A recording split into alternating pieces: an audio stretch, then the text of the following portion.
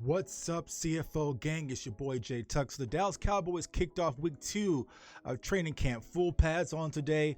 It was time to get down and dirty, so let's go ahead and talk about it. So, got off to a very scary start. So our new wide receiver acquisition, James Washington, has injured himself, and it looks like he's going to be out based on reports for 10 weeks. And so, yeah, James Washington went down today in practice as he was running a deep ball versus Trayvon Diggs, as you see right there, came down on his ankle, and it looks like based on reports, he is going to miss around 10 weeks. So we've been talking this off season. Our wide receiver room wasn't the best, right? You know, we had a lot of unproven guys, but this really depletes the depth that we had with our wide receiver core. So it gets a little scary. And then some other scary news.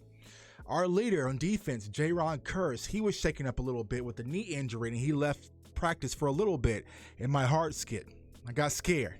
I was like, here we go, cut practice, let's stop, take the pads off, everything, right? But Jaron Kearse did return to the field. So, you know, you had some slight injuries. We also had Matt Go, our rookie swing tackle, who did not practice. It looks like he's going to have surgery, not telling how much longer he's going to be out for the season. So our depth is getting depleted. And when it comes to the wide receiver core, there's a lot of conversation on Twitter. Like, who do we go add? Do we go add Will Fuller? Do we bring Cole Beasley back? Dez Bryant? Like, the list goes on and on and on. I believe the Dallas Cowboys plan to utilize the weapons that they currently have in-house. Right now you see Tony Pollard being used in the backfield. We did add on Turpin, even though he's an unproven guy. You have TJ Vasher. So you have some guys out there that can go and make plays. And I feel like from the Cowboys standpoint, I'm just putting my Stephen Jones hat on, right? You had CeeDee Lamb, who had a phenomenal day at practice today. I mean, CeeDee and Dak are in sync, y'all. Like, it's crazy. Like, I'm loving what I'm seeing from CeeDee thus far.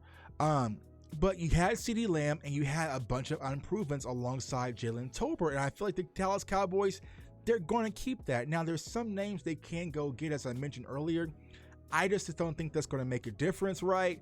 And so anybody who they get, don't expect a splash or any excitement, but they definitely got to address that wide receiver room, and someone's going to have to step up. And I feel like one of these young guys is going to get the opportunity, whether that's Noah Brown, TJ Vasher, or Simi, to really step up and, you know, take the opportunity that's provided for them. Offensive line play a lot better today. So today was the day we all wanted to see. Today the pads came on, even though they still had those concussion hats on, right? The pads came on, and our rookie guard, Tyler Smith, got to a great start, man. He picked up, my guy, Tristan Hill, and pretty much slammed him to the ground. Now, more than likely, it probably would have got called as a flag, as a holding call, but they would both hold on for dear life. But I just love the physicality that I've seen from Tyler Smith, and so hopefully he keeps that up. Offensive line played much better, including Terrence Hill as well. But I like what I saw from our defensive line as well. They were getting pushed up front, so it's a battle. Like today, once the pads came on, I wanted to watch everything in the trenches. Our linebacker core, Micah Parsons, is still Micah Parsons. He's flying around. Jabril Cox is still growing. I'm loving what I'm seeing from Jabril Cox. Picked off what we said on Friday and Saturday, like he's continuing to uptrend. So I'm very excited about that. And we also got some interesting news. Now, take this with a grain of salt, but Damone Clark, our rookie linebacker as well from LSU, there's conversations that he could possibly return this year. Now, I'm not sure on that timetable, but if he's able to return, let's say November-ish, December-ish, that would be a huge addition to our linebacker core. So I definitely would be excited about that. When it comes to secondary, Anthony Brown is still playing phenomenal, having a great camp. Trayvon Diggs having a great camp. But another player that's emerging, y'all, and he had a great camp last year, Shawn Wright. Shawn Wright had an interception today, and so he's able to, use his big frame and make plays. A lot of the big jump balls that we saw with TJ Vasher, right? Shawn Wright is able to go up and get his hands on the ball. So I feel like Shawn Wright is off to an incredible start.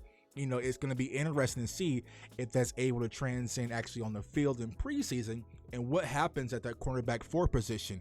I know a lot of people have questions about Kelvin Joseph. Kelvin Joseph really hasn't stood out much today as far as camp is concerned, but I feel like Kelvin Joseph isn't necessarily a camp guy. He'll be more of a preseason guy. I feel like once the games start, that's when you'll really see Kelvin Joseph. As of right now, it feels like Shawn Wright does have that lead as far as the cornerback 4 position is concerned. But another area of concern that we must address, y'all, and it's our kicker competition. So I know that we brought in a rookie. We were very kind of high on him, but as you see right there, they had some mojo moments, and he's been wide right, wide left. You know, Garibay has been wide right and wide left. And so it really puts you back into a situation like, who can you trust? Liram Hallelujah, who I call him, he's been a little bit more solid. But as far as the kicks are concerned, a lot of them has been from the ranges around 50 yards or so, 50, you know, that's kind of been their range and limitation. So you go into a situation where you do lose what you had last year, right? And Greg the Leg.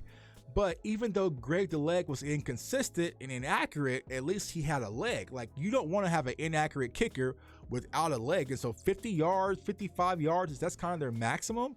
And they're inaccurate. It definitely changes the way you have to scheme your offense and your decision making throughout the course of a game. So we definitely have to keep an eye out on the kicking competition, because I'm not sure who's really going to grab it. It looks like right now Liram is in the lead. When it comes to the backup quarterback position, I said this on our show that we did last week.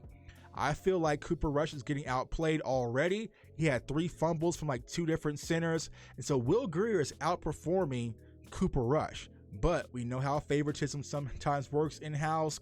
Who is going to get that backup quarterback job? But as of right now, I have Will Grier up by a landslide. Mike McCarthy did have an interview, didn't say too much, but he said one thing that I really like.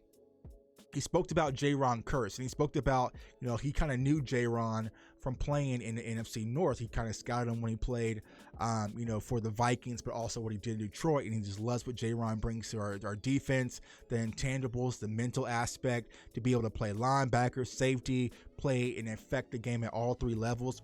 Mike McCarthy says, I love J-Ron. So when your head coach comes out and says, I love you, it definitely shows that you have value. And like I said, when J-Ron Curse got banged up a little bit, my heart stopped, but I'm breathing. Woosah tuck. So it's only first day of pads, but it kind of lets you know, right? Hold on tight, because our depth is definitely going to be important, because injuries do happen. And also, what you're starting to see circulate and rear its ugly head, you know, when it comes to NFL news, is that dreaded illness and that C19, right? Because, you know, Tyler Murray just tested positive, and I think a few other players tested positive. So I really haven't found out the details of the new rules, but it seems like if you test positive, then you miss 5 days of camp. So I'm not sure how that's going to translate into the season, but it's definitely something we definitely got to keep our eye on. But like I said, for the most part, I like what I saw from today's camp, but the injuries had my heart beating. So it's going to be interesting to see what we do to replace James Washington moving forward. So your boy J Tuck, comment, like, subscribe. Follow me on all social media platforms at JTuck151. And of course, hit that notification bell so you do not miss out on any Dallas Cowboys news and content. I want everyone to stay safe, stay blessed, stay encouraged, and no more injuries, please. Peace.